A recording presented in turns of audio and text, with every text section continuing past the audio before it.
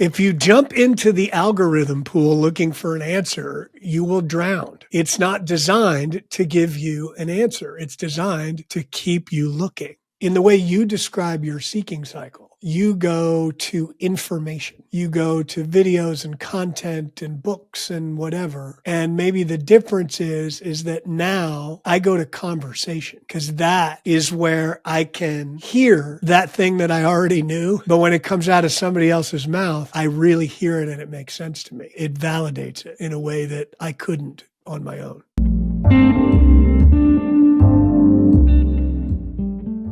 Hey, Miles. Hey, Bill. Hey, if you were going to write a book, what would you call it? I would call it Remember. Remember what? Remember? Remember?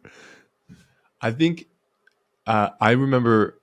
I remember that I wanted to write a book years and years ago. It's like a thing I wanted to do. I think everyone's maybe had a phase like that. I really want to write a book. Okay, so if I was to write one, because now I see no reason for me to write one. I feel like there's no point and there's too many books out there. But if I was going to write one, I would want it to be for me and or like my family, my kids, just stuff that I know and have learned along the way that would want to share very intimately in great detail.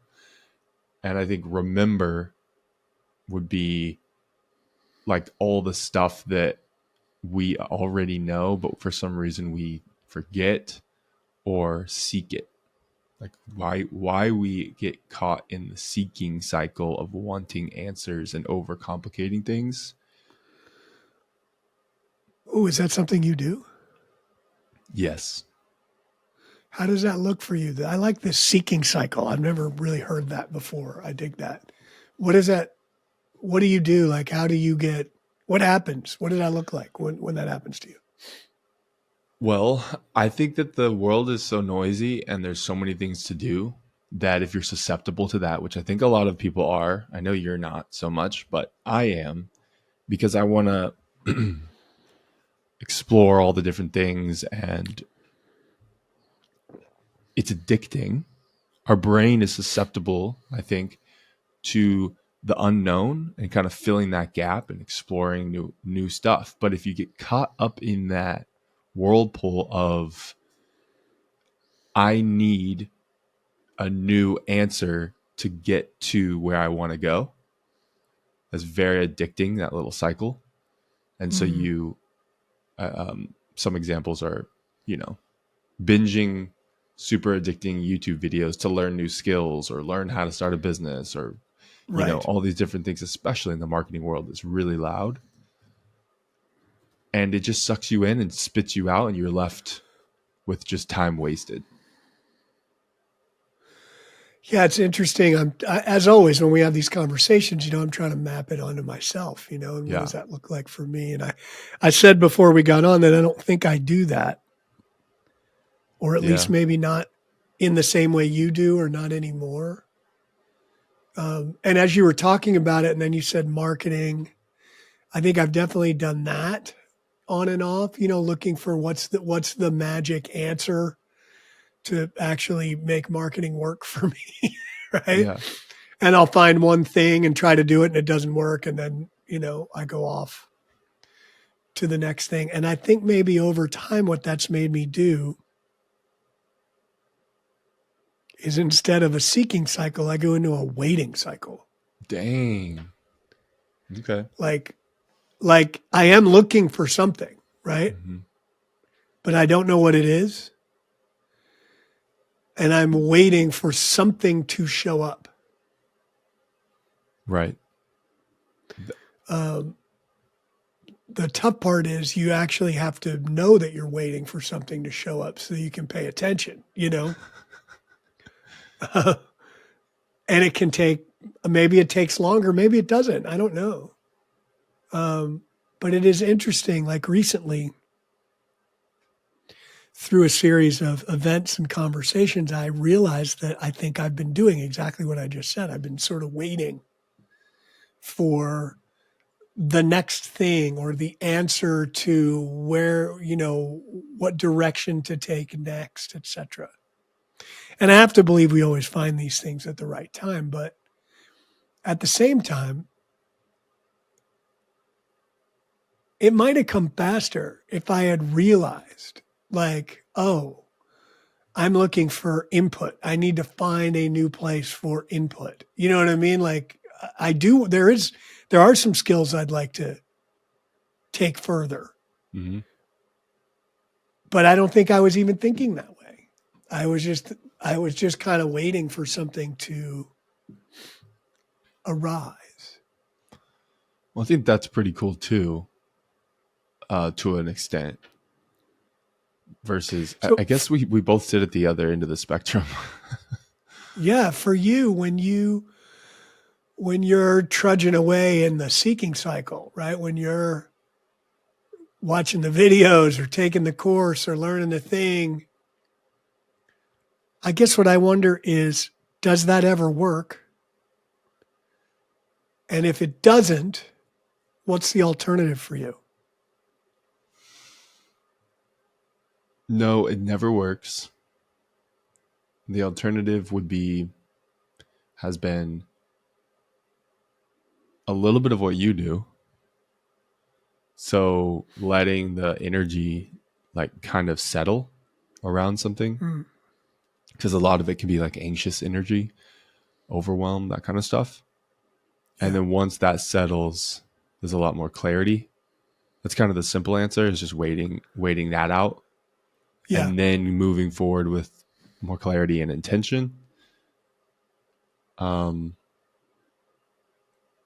Oftentimes it's just a big distraction. Yeah, I think you just pointed to something really cool because I'm thinking about the times when I have done something similar to the seeking cycle you're talking about. And I think I too have the experience that it doesn't work. Like even if I find something, Mm-hmm. I might go down the road of it for a period of time, but it doesn't lead anywhere, right? Maybe I decide, oh, I'm going to start a polka band, so I do, but we don't ever play a gig and it's not any good.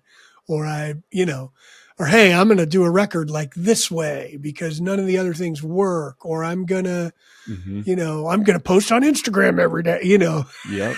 and do it like this, right? Or Yep. whatever it is. And none of it ever works. And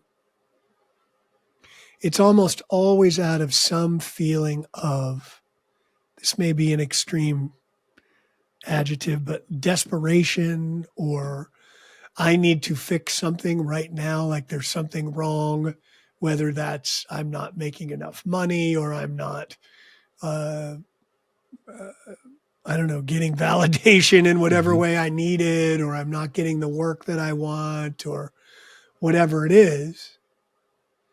And looking for anything from that place doesn't work. So what I heard you say is that if you notice that you're doing that, or some version of it, whatever your version is, the overwhelm, anxiety, trying to change something, that the best thing for you to do is stop and wait it out. Yes, and the reason is because what I've found, and why the book would be titled Remember, is because more often than not, the answer has been sitting in front of you the whole time. Mm-hmm. Yeah. And Yeah. we almost seek the answer said differently by someone else in a different context. Yes. And it hits completely different, but it's the same thing. Well, this thing I was talking about recently, like what's next for me, came out of a conversation. And in that conversation, I was sitting there going, duh, this makes Yeah. so much sense. Why didn't I see it? But sometimes we can't. Maybe it should be called Duh then, instead of Remember. Well, and maybe there's another piece to it too. Like you went in the way you describe your seeking cycle, you go to information, Yeah. right? You go to videos and content and books and whatever. First mistake. And maybe the difference is that now I go to conversation. because that's a that good one. is where I can hear that thing that I already knew. But when it comes out of somebody else's mouth, I really hear it and it makes sense to me. It validates it in a way that I couldn't on my own. Yeah, I think you just nailed it. That's one of the bigger mistakes is you jump into the algorithm pool of information where everything is, scientifically engineered to manipulate you and keep you in it. So the alternative would be a conversation. I love that. I love the algorithm pool. That's fantastic. If you jump into the algorithm pool looking for an answer, you will drown. It's molasses. It's not designed to give you an answer. It's designed to keep you looking.